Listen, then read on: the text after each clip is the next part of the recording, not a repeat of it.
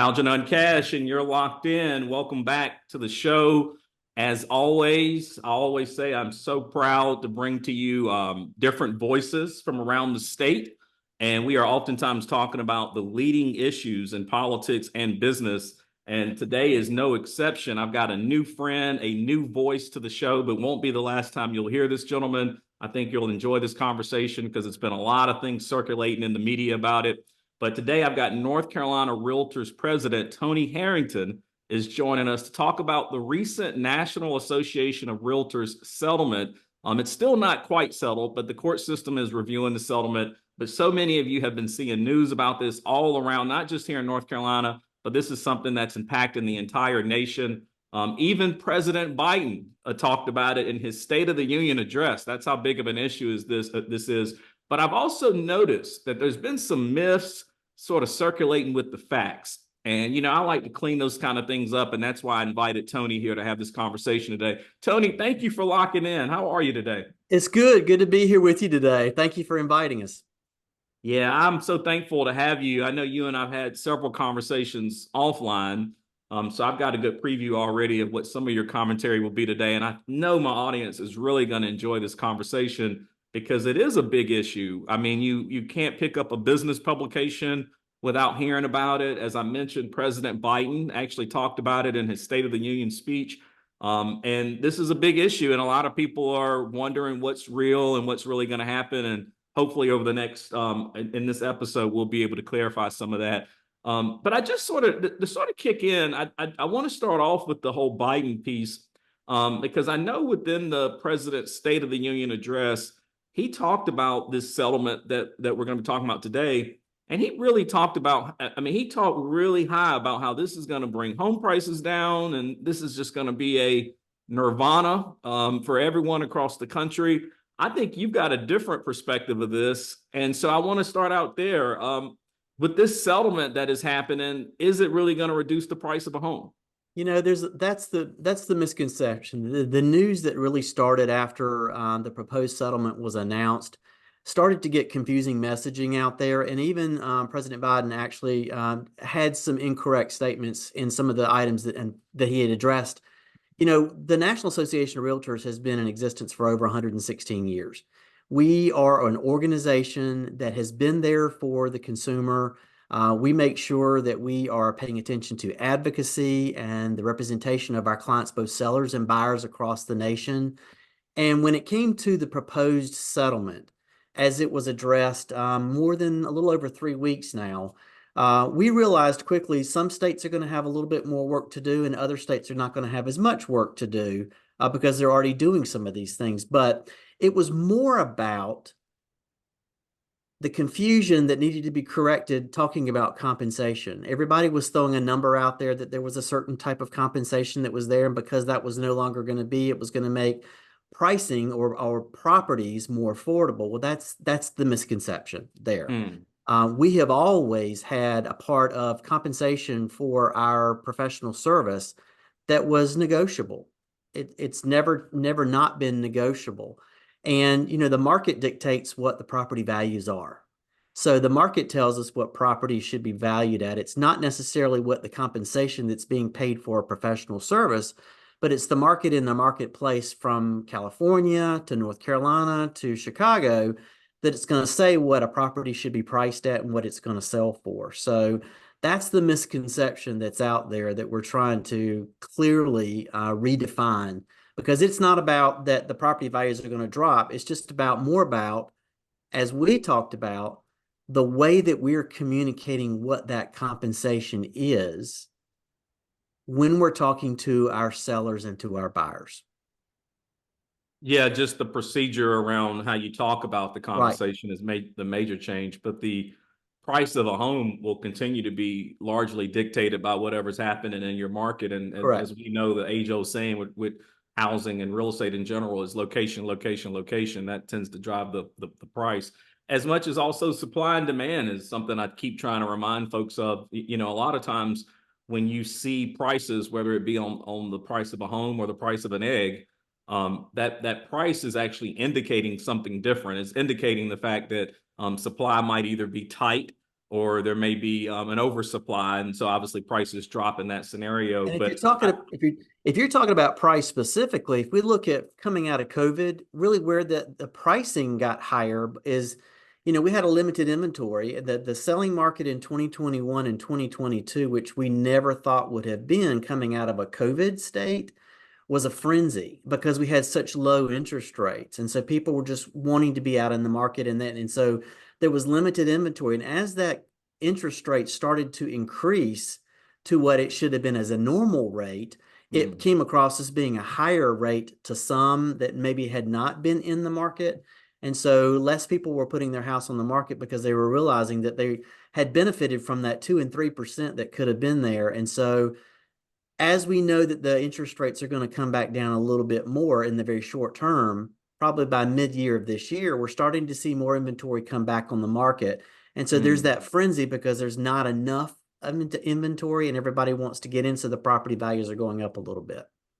Yeah, and I like to also remind people, some of us have short memories, but if you go back to 2009, which was the start of what became known as the Great Recession, we stopped building houses after the Great Recession. We stopped developing lots, and so when the market demand spiked, there really wasn't a lot of supply out there because we hadn't been building any houses or developing any subdivisions, and so there was a lot of catch up that needed to happen, which I think also exacerbated pricing as well. For some of us who may not pay as close of attention to all these issues, they may not be in the weeds on it the way you and I are, Tony.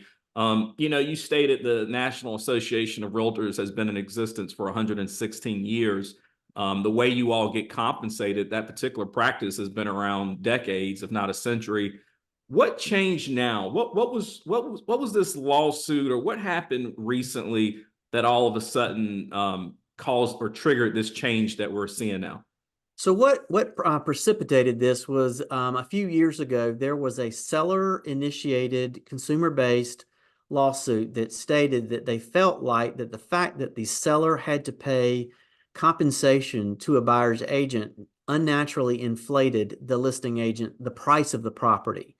And so through the course of that lawsuit, the settlement that came out of that, or the proposed settlement that's actually on the table now, states that they recommend for us to take the compensation agreement that we have in the multiple listing service away, where we have always enjoyed good transparency in making sure that when a listing is done on a property, the listing agent will then, with an agreement with the seller, would place in the multiple listing service what that compensation was to a buyer's agent.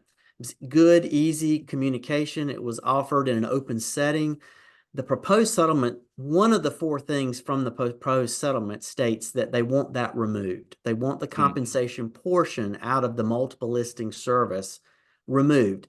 That could be from if you were actually marketing a rental property, a condo, townhome, single family residence, land, any compensation in any form is to be removed from the multiple listing service. And so what that means is that the way that we as realtors communicate what compensation is going to be on both sides is going to be done differently. So we're trying to now figure out what is going to be the normal course of business for us to be able to communicate that. Was the when you talk about the compensation being removed from the MLS or the multiple listing service, as you described, was the concern that by it being listed there, certain realtors might have been pushing deals in one direction or the other? Is that where the concern was coming from, or? No. And even we as realtors, I think it's important to bear to your listener that there's a difference between what a real estate agent is in the state of North Carolina and even across the nation. When a licensee decides to get a real estate license, they go and they take their tests and they pass their tests, and of course they become a real estate agent. In the state of North Carolina, we're brokers. We're a broker state. And if you take one level step higher and you become a realtor, which is an independent organization that actually is a trade organization, we're bound and held to a higher ethical standard.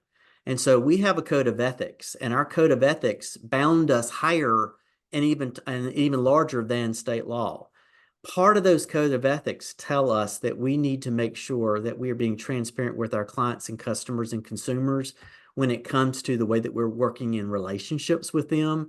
So we Hmm. have not only seller agency where we're actually listing a property, but we also have buyer agency in North Carolina. That is the difference from most of the states across the United States. We're one of 18 states that actually has buyer agency and actually has had that for the past 20 plus years.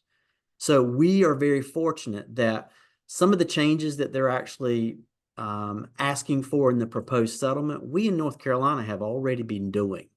And so it's just a matter of a couple of technical changes and a couple of the ways that we're communicating differently that we're actually going to be changing. North Carolina actually is in really good shape.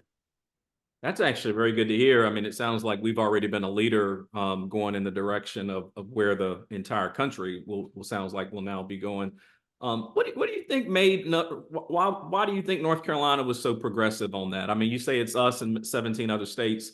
What triggered that? I guess many years ago. It's not like you said we've been doing this for what 10 years or 20 years or 20 so. I years. could be off a year or so, but our realtors and our agents within the state of North Carolina really saw a value in making sure that all parties in a transaction had an agency relationship. When I go and I meet with a buyer client, I want to sit down with them and I want to be transparent and be their educator and their facilitator in this transaction. And I want them to have the relationship with me. And so to do that, we have agency agreement. And so there's good transparency and conversation. And it really allows me to tell my client exactly what I'm going to do for them and how I'm going to help them through, for the most part, one of the largest financial transactions that our clients will ever do. So we make sure that on both the selling side and on the buyer side, both parties are represented. And we do that through contractual paperwork. Now, I know in my own investment banking practice, and obviously I've got many in my audience too that also focus on commercial real estate. Maybe they might be investors, developers, or even brokers. What kind of changes can we see within the commercial real estate space, if any? I don't know that you're going to see any change. The commercial practitioners have actually been doing this. I won't say that all, but some commercial properties have been listed in other formats. They haven't necessarily been in a multiple listing service, and so compensation discussions and the way that they've been doing compensation between their commercial practitioner to another commercial practitioner has been the way that the proposed settlement is asking for. And so they have already been doing this. It's the residential side that we've actually used more of the multiple listing service system. And so there's a little bit of a transition that we're going to go through with that. And so And we're then still working out the logistics for that right now. if I also understand you, I mean, you did a great job of highlighting the difference between what we know as a realtor, which again, I think most of us, including myself, as close as I am to the industry, I sort of thought that everyone was just a realtor, but you did a great job of highlighting the fact that everyone's not a realtor. They may be an agent, and if they are a realtor, then that means they've made the extra commitment to actually be a part of the National Association of Realtors. They're adhering to a higher standard. Um, so, with all the other folks out there who might not be considered a realtor, who may not even use the MLS, what kind of changes could we expect to see just amongst those pool of what you call agents? Well, if you take the code of ethics away and you remove the realtor branding, then you have your licensures or your licensees for the state. And so the North Carolina Real Estate Commission really governs law dealing with how real estate agents work within the state of North Carolina. And in fact, just a few minutes ago, I was on a call with them as they're addressing this issue and how their laws change, if not any, because they're actually doing also what the proposed settlement is requesting as well. There's really no rule change for the North Carolina Real Estate Commission and licensures across the state or licensees across the state versus the Realtor brand. The Realtor brand is just adding another layer of education, awareness, and advocacy along with the code of ethics that we actually abide by that's a level above. I see. So there may, at least for the folks that are not part of the association, they may continue to do things however they want to do. Because I mean, if you're an agent and not a realtor, are you actually using the MLS? Do you have access to it, or? Um, it depends on how the multiple listing service is set up. There may Okay. be some that you could join that way. By most, you are a Realtor member when you are part of a local association. Understood. Okay. Yeah. All right. Well, if you're just now joining the show, I am Algenon Cash. You are locked in, and the other voice that you hear with me today is Tony Harrington. He is the North Carolina Realtors president for 2024. Let me add that. So this is Tony has his own real estate practice, but he's so passionate about the industry and the what did you tell me the other day, Tony? The 57,000 realtors that we have here in North Carolina. He's so We passionate about his peers that he's in a leadership role here. we're the state's largest trade organization, and in fact, we're the nation's largest trade organization with over 1.5 million Realtor members across the nation. So, yeah, we are a large organization within the state. We have 43 local associations from one end of the state to the other, and so we've got a passionate group of individuals who care very deeply about a lot of issues dealing with everything from advocacy to the welfare of the laws and regulations that we have in our own local communities. Well, I appreciate, I know your peers appreciate your passion for the industry, and I appreciate you locking in and helping us today with clarifying some of the myths and facts associated with this NAR settlement that everyone's talking about all around the country. One story that I read, I think might have been in the New York Times, they predicted that we could see a reduction in the number of realtors because of this settlement. Are you all thinking that some people may get out of the business because of these changes, or tell us what you think there. I would say no. I think that the overall change that's happening with the proposed settlement is not really changing much other than more communication and more transparency and a different way of communicating. I think that for some who are in states other than North Carolina that don't have a buyer agency paperwork, for those organizations to have to ramp up to now having this buyer agency, that's the biggest transition. And so to some realtors, they don't like change, but we see change regularly. We see change that, look at COVID and how the market changed. I mean, there are ups and downs. We pivot. We figure out how to work within that environment. And with us in North Carolina, we're not going to see too much of a change other than the way that we're going to be communicating within each other. So I don't Now see that many or much of a change in loss of membership because of it. now when you talk about how large of a group you have, I mean 57,000 just here in North Carolina, 1.5 million across the country. I know that I come across a lot, and maybe they're not all realtors. That may be the thing I've got to start thinking about now. But I come across agents that maybe they sort of do this on the side. They don't they're not focused on it day to day like you are, Tony. I mean, maybe they if my aunt has a house for sale, I work with her. If I've got a friend who wants to buy a house, I help. It's just sort of like a side hustle for them. With these changes that are happening right now, how do you get everybody engaged and bought in and making sure that these thousands and thousands and millions of realtors are all engaged in this new process? Well, we're doing active campaigning to make sure that we're having messaging for our members. I've already done three town hall meetings now and it's kind of tiered from our local association presidents to our association executives running those local associations. This week, or actually last week, I had a call with all of the brokers in charges and the broker owners across the state. We had well over 1,000 individuals on that call. So we are regularly messaging our members. We've got a series of 3 town halls that will be with our membership over the next course of the next 3 weeks. So we're constantly getting in front of our memberships. We're sharing the messages with our local associations. So we're getting messaging out. And in fact, you're probably going to see on a very wide scale very soon a campaign that we're going to be pushing across the state to really show the consumer what the value is of working with a professional realtor. Yeah, because I spoke with a young lady, and she's not someone who does this full time. I mean, she sort of does it on the side, and she didn't know anything about this at all. She didn't know anything about the settlement, anything about the lawsuit, or anything. I think maybe she just hadn't been locked in enough on it. So hopefully she's out there listening today. And then I think in one of the news stories I read, maybe on CNBC or one of the financial websites, they actually stated that realtors would not be able to charge the 6% any longer. So that was going to go away. I mean, what do you say to all that? I mean, it's just so many different variations of this story is floating around out there, and I think that's going to have a lot of confusion for buyers and sellers. Yeah, there's not anything having to do with this proposed settlement that talks about a specific fee.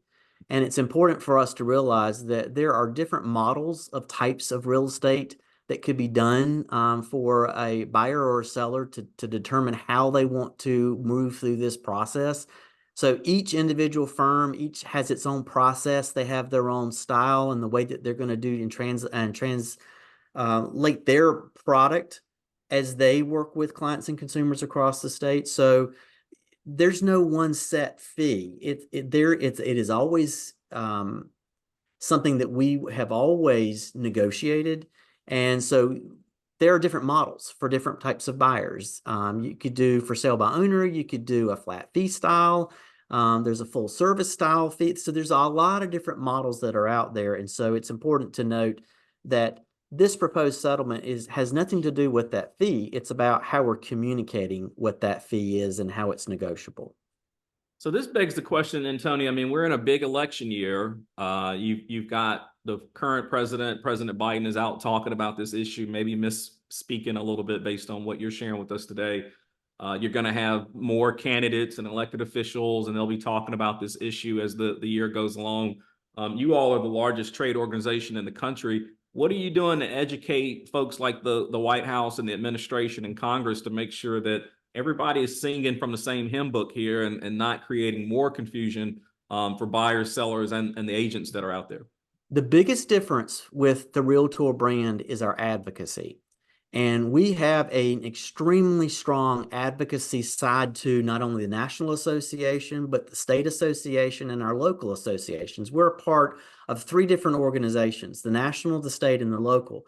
And at all levels, we have a severely strong group of individuals that work with our legislators. And so we have individuals that are called federal political coordinators. They work with the national federal candidates. We also have state political coordinators and local political coordinators. And so our volunteer Realtor members are extremely engaged in messaging to make sure that they're having these conversations with their legislators. And so even in North Carolina, many of the top legislators have reached out to us and said, hey, look, what's going on? Just clarify for us what it is that's going on. And so we have clarified the correctness in the messaging on what the proposed settlement is. To them, we've explained that nothing really is changing legislatively on this. It's just about internally how we're communicating with each other and how we're doing certain things. And since we are a Winston-Salem, Forsyth County-based program and radio station, I would be remiss if I did not mention our good friend and friend of the program, Lou Baldwin of Baldwin Properties. I know Lou has done a lot, not only locally, but statewide, and continues to work at a national level to help folks understand just about all the great benefits associated with being a member of NAR. And then just being just a huge industry advocate on behalf of real estate in general. So I know Lou listens to the show. He might not listen every Sunday, but he will hear this conversation at some point, Tony. So I want to make sure that he knows that we're thinking about him, and that we also appreciate his passion to the industry as well. He's been one of our main advocacy components. He has been a federal political coordinator for years. And so he would be the first person to really show you what it takes and what a Realtor does in the advocacy side on a national level. And I will say also that our incoming president for next year is from your market, and it's John McPherson.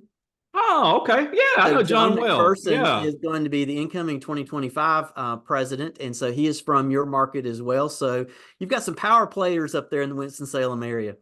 We do. And again, I'll take this moment to also thank Jake and Brooke Cashin, who actually got you and I together. They connected us so that we could have this conversation. And you've been so gracious to not only come on the program, but I also have an op-ed that's going to be available in the Carolina Journal, where we also break down some of the myths and facts that are associated with the settlement. Once again, if you're just now joining the program, you're running late, but it's okay. We've still got some good information here for you. I'm Algenon Cash. Thank you for locking in with us today. And the other voice with me on the program is Tony Harrington, who is the North Carolina Realtors president, and we're talking about the NAR settlement that everyone's talking about at a national level. Here's my final question before I let you go, Tony. I know you're a busy guy.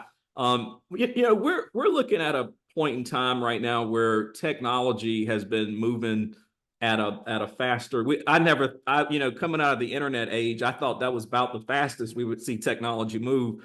But I have been proven wrong, and it's moving even faster as we look around and see the advent of Yeah. chat GPT and AI and chat bots and all these things that are being created. Is the National Association of Realtors, is there any concern that at some point we get to the point where if I want to buy a house, I just log onto a website and I deal with a virtual realtor and it's artificial intelligence that's actually guiding me through the process? Well, technology, we've got to embrace it. And if you don't embrace it, it's going to pass you by. And so we have all tried to figure out how technology is going to work in our favor in this industry.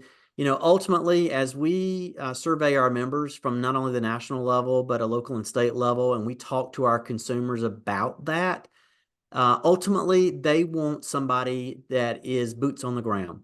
I don't think that our clients and customers and consumers really are comfortable with a total virtual product. The ability for our buyers and sellers to be able to go online and to be able to see properties is a great thing. It's a transparency thing. It's an open market so people actually can see what's available.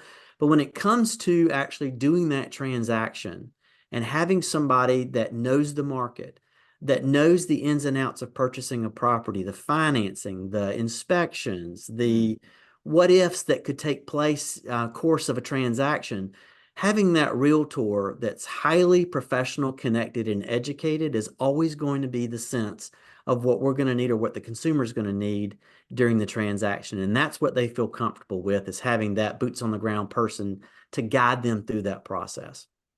And I would remind my audience, I mean, everybody that knows me, Tony, you and I are new friends, so we're just getting to know each other. But if you've known me for an extended period of time, you know that I'm a huge advocate of supporting locally owned businesses. That AI chatbot doesn't go to your church, or you won't run into that virtual realtor at the grocery store, and other things. But that local realtor, not only is it boots on the ground and somebody you can engage with that can give you good information, but you're also supporting a locally owned business. That realtor probably has a family. Maybe their kids go to school with your kids. So I do think that, I don't think, I agree with you, Tony. I don't think we'll be able to stop the progress of technology. I mean, it's going to be what it is. But I do think as we continue to see the rollout of more and more technology, more artificial intelligence, we've got to remind people that, by supporting a real person, you are supporting local, you are supporting your community, and that person is a member of that community with you. So let's keep that in mind. Thank you so much, Tony, for doing this. You are now on my list of regular contributors. So if we see anything going on in the real estate industry, we may want to reach out to you and get you to come and chime in. Likewise, if you all are working on important issues and you just want to get some clarity out there about what's going on, you are more than welcome to always join us right here on the Locked In Show. Real quick, tell for folks who might want to find out more about either the settlement or the North Carolina Realtors Association, where can they engage with y'all? Absolutely. ncrealtors.org. Anybody can go to our state realtor association or simply reach out to any one of their realtors in their local communities. We are an engaged group. We've got realtors all across the state.